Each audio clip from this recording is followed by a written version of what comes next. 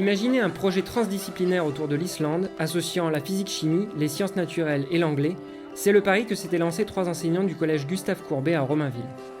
Tout au long de l'année, leurs 21 chanceux de 4e H ont fait connaissance avec la culture et la géographie de l'île de glace.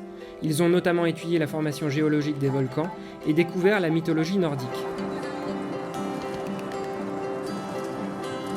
Le top départ de ce Paris-Dakar a ensuite été donné le 9 mars dernier. Au retour de cette folle semaine, les récits fourmillaient de geysers, d'elfes et d'aurores boréales. Je pense que voir de si beaux paysages, c'était vraiment marquant pour eux. Ils ont été estomaqués de voir des grandes étendues blanches, avec rien, aucune maison. Je pense que vraiment c'est ça qui les a marqués. En fait, on s'est super bien amusé, c'était beau et on a passé un bon moment.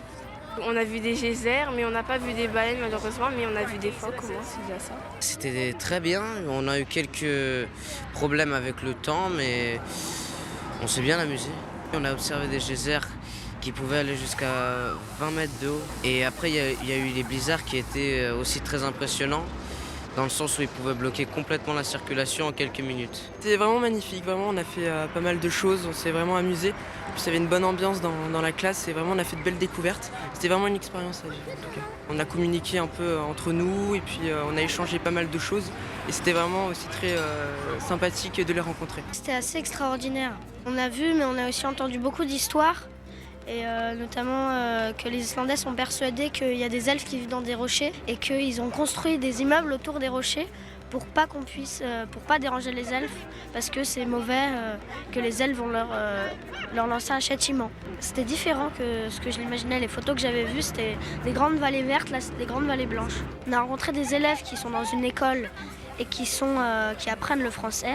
Et ensuite, on a rencontré des enfants qui sont francophones à moitié et qui apprennent aussi le français à l'Alliance française. J'ai suivi le voyage sur Facebook parce qu'ils avaient fait une page d'information sur Facebook. Ça avait l'air assez extraordinaire.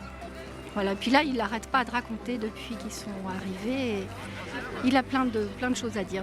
Dans les classes de 4e, ce qui est quand même marquant souvent, c'est que le décrochage scolaire apparaît. Et dans cette classe, on n'a pas du tout de décrocheurs, il n'y a pas d'absentéisme. Cette classe, ils sont toujours présents, motivés, très polis. Et leur comportement pendant le voyage en témoigne aussi, puisqu'il n'y a eu aucun souci. Enfin, c'est un des meilleurs groupes que j'ai eu, moi, en tant qu'enseignante dans le cadre d'un projet. Donc tout ça, c'est très, très bénéfique pour eux. Cette aventure islandaise a été rendue possible par l'implication de plusieurs acteurs. Le dispositif Odyssée Jeunes de la Fondation BNP Paribas et du Conseil départemental de la Seine-Saint-Denis a fourni une part importante des fonds nécessaires. Un site de crowdfunding et des actions ponctuelles des élèves ont permis de réduire la participation des familles. L'équipée de ces 4e s'est même prolongée un mois plus tard avec la visite en Seine-Saint-Denis de leur correspondant islandais de Reykjavik. Au menu de leur rencontre, petit déjeuner à la française, échange et petits cours de physique-chimie pour une bonne alchimie. C'est magnifique, les enfants sont émerveillés. Je pense que c'est au-delà de leurs attentes. En fait, ce sont des enfants qui parlent déjà, ils ont déjà fait de l'anglais et du danois à l'école. Donc, ils ont l'habitude d'entendre 2 autres langues étrangères à part l'islandais. Certains d'entre eux sont aussi bilingues. J'accentue leur apprentissage sur le fait qu'ils essayent en fait de se débrouiller et que c'est pas grave s'ils se trompent. Alors aujourd'hui, vous êtes contente de recevoir les Islandais ici à Gustave Courbet ? Oui, comme ça ils découvrent la France, enfin Paris. Oui, ça fait plaisir de les voir. En plus, ça faisait un petit moment qu'on ne s'était pas vu, mais ça fait plaisir.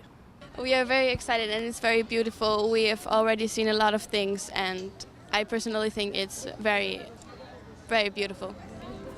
Les 4e de Gustave Courbet planchent désormais sur un grand carnet de voyage qu'ils présenteront au concours 2015 d'Odyssée Jeunes. Pour cette 7e édition, les plus beaux récits de voyage de cette année scolaire seront comme d'habitude récompensés lors d'une cérémonie le 16 juin. Un travail de viking.